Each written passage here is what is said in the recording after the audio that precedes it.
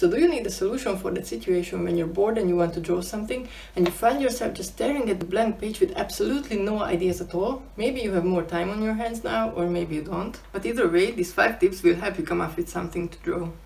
I made a whole series to help you with this, because I had just so many ideas there was no way they could fit in one single video. This is the first part, in which I will give you 5 ideas for patterns to draw when you're bored.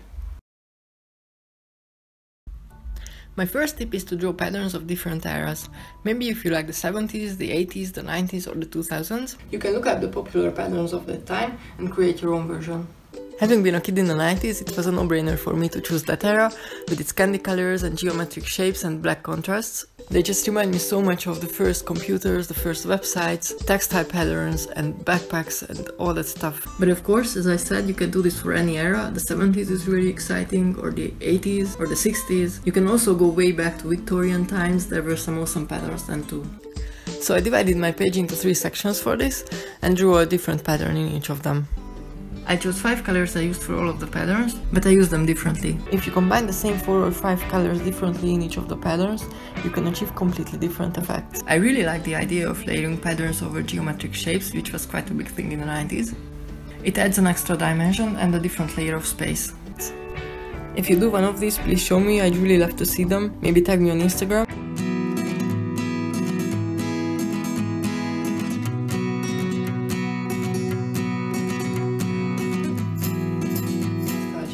I personally think this is so much fun, it's really nostalgic, I very much enjoy doing it. My second tip is to create patterns from objects. I think it's easiest if you limit yourself to 5 to 10 objects and also decide on a color scheme. That will give you a lot of variations, but you won't get paralyzed with possibilities, and also the finished pattern will look more coherent. It's fun to choose a theme for your objects, like gardening or food or camping or something you've done that day. The third tip is to draw abstract patterns. They're often called rectangles, and I'm sure they have a lot of different names, but the basic idea is the same. You just fill a whole page with different patterns combined with each other and built on each other without any rules. They're most often monochrome, so it's just one color. It's a great thing to draw with a pencil, but you can just as easily use colored pencils, paint or ink for this. This is a great one to do when you don't have any energy, you just want to draw something, when you're very tired and you don't want to think. It's really therapeutic and relaxing, and it's even great for anxiety. I divided my page into 15 squares and drew a different pattern in each of them. They're all kinda random, but you can get inspiration from a lot of places on the internet if you don't have that many ideas.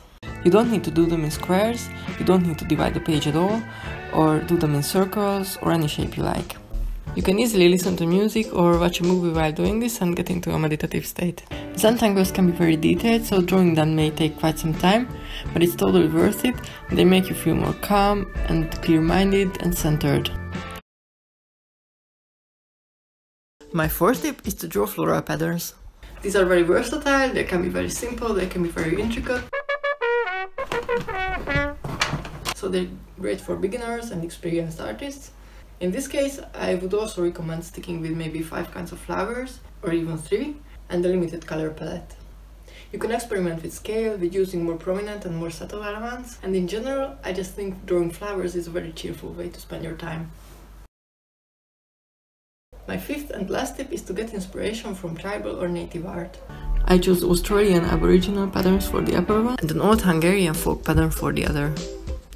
These are very interesting to draw and very satisfying, and I think they also train your drawing brain to use different shapes and patterns and arrangements than you would naturally. They're also great for trying out unusual or strange color palettes, which is always fun. For the Hungarian pattern, I chose only 2 colors and 5 for the other one. You can be as authentic here as you like, but it's also great to use these patterns more like guidelines and come up with something new.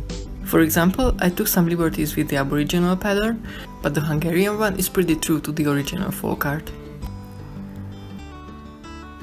So that was it for today, guys. Thanks for joining me. I hope these patterns help with boredom, with creative block, and they help you to keep creating. I think they're great practice at the very least. Please check back next week for the second part of this series. That will be all about florals, like wreaths, individual flowers, leaves, and all kinds of plants. Please like this video if you liked it and subscribe to my channel. See you next week. Bye guys!